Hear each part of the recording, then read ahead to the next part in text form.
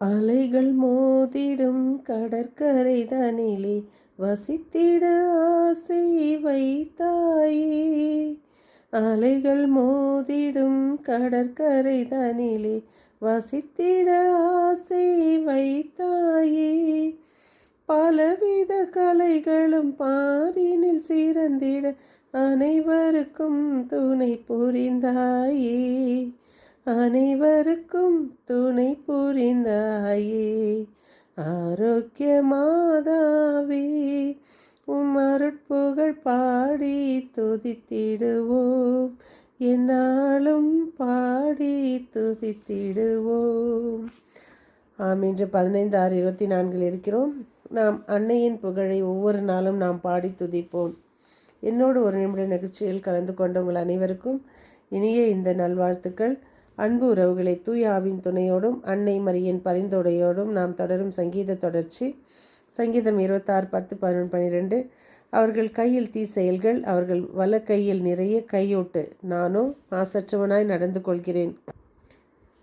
என்னை மீட்டருளும், எனக்கு இறங்கிருளும். என் கால்கள் சமமான தளத்தில் நிற்கின்றன. மாபெரும் சபையில் ஆண்டவரை புகழ்ந்திடுவேன். நீதிமொழிகள் 13, 10, 11, 12. மூடன் தன் இருமாப்பினாலே சண்டை மூட்டுவான். பிறருடைய அறிவுரைகளை ஏற்போரிடம் ஞானம் காணப்படும். விரைவில் வரும் செல்வம் விரைவில் கரையும். சிறிது சிறிதாய் சேர்ப்பவனின் செல்வமோ பெருகும். நெடுநாள் எதிர்நோக்கி இருப்பது மனசோர்வை உண்டாக்கும். விரும்பியது கிடைப்பது சாகாவரத்தை பெறுவது போலாகும். இன்றைய வாசகம் 1 அரசர்கள் 19, 19, 21. எலிசா புறப்பட்டு போய் எலியாவுக்கு பணிவிடை செய்தார். இறைப்பணிக்கு வந்தார். எலிசா எலியாவுக்கு பின் அவர் தீர்க்கதரிசி ஆகிறார். இன்றைய தூய நற்செய்தி மத்தேயு 5, 33, 37. நான் உங்களுக்கு சொல்கிறேன், ஆணையிட வேண்டாம், ஏனெனில் கடவுளின் அரியணை அது விண்ணுலகம். கடவுளின் அரியணை மண்ணின் மீதும் நீ ஆணையிட வேண்டாம். அவர்கள் மனை அது கால்மனை. எருசலேம் பேரரசின் நகரம். உங்கள் தலைமுடியின் மேலும் ஆணையிட வேண்டாம், ஏனெனில் வெள்ளையாக்கவோ கருப்பாகவோ உங்களால் இயலாது. நீங்கள் பேசும்போது ஆம் என்றால் ஆம், இல்லை என்றால் இல்லை எனவும் சொல்லுங்கள்.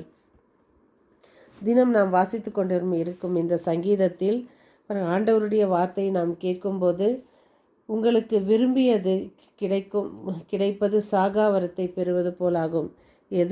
எது நல்ல மனதை, நல்ல உள்ளங்களை, நல்ல இறைவார்த்தையை, நல்ல இறைவனிடம் செல்லும் நல்ல வழியை நாம் தெரிந்து கொள்வது நமக்கு ஒரு சாகாவரத்தை பெறுவது போல. நாம் எதிர்நோக்கி இருப்பது மனசோர்வை உண்டாக்கும். ஏன்னா அது நம்மளுக்கு கிடைக்கணும், அப்போ தான் நமக்கு சந்தோஷம். சிலர் திடீர்னு பணக்கார ஆவாங்க, திடீர்னு ஏழையாக மாறுவாங்க. அது என்னென்னா, விரைவில் வரும் செல்வம் விரைவில் கரையும். சிறிது சிறிதாய் சிறுக சிறுக சேர்ப்பவனோ என்றைக்குமே நிரந்தரமாக இருப்பான். இதோ நாம் தலைமுடியை வெள்ளையாக்கவோ கருப்பாக்கவோ நம்மளால் முடியாது. ஒவ்வொரு நாளும் நாம் இறைவனை தொழுவோம். அன்னை மரியின் பரிந்துரையோடு நாம் இயேசுவின் கைப்பிடிப்போம். அவர் நமக்காக சொன்ன ஒவ்வொரு வார்த்தைகளையும் மனதில் இருத்தி இறைவன் பின் செல்வோம். நாம் இந்த வசனங்களை வாசிக்கும்போது திருவிவிலியத்தில் ஒவ்வொரு நாளும் நமக்கு ஒவ்வொரு புதிய புதிய அர்த்தங்களை ஆண்டவர் கொடுத்து கொண்டிருக்கிறார். நாம் அவரை சந்திக்கும் நாளில் நாம் நல்லவர்களாகவும் நல்ல இறைவனை தெரிந்து கொண்ட மக்களாகவும் மற்றவர்களுக்கு சொல்லக்கூடிய மக்களாகவும் வாழ முயற்சி செய்வோம். பகையை மன்னிப்போம், மறப்போம், ஒருவரை ஒருவர் அன்பு செய்வோம், முழு உள்ளத்தோடு முழு மனதோடு நேசிப்போம். ஆண்டவரை முழு உள்ளத்தோடு முழு இதயத்தோடு முழு ஆற்றலோடு அவரை தொழுவோம். நாம் பகையை மறந்து மன்னித்து வாழ முயற்சி செய்வோம். மீண்டும் சந்திக்கும் வரை உங்கள் அன்பு தோழி.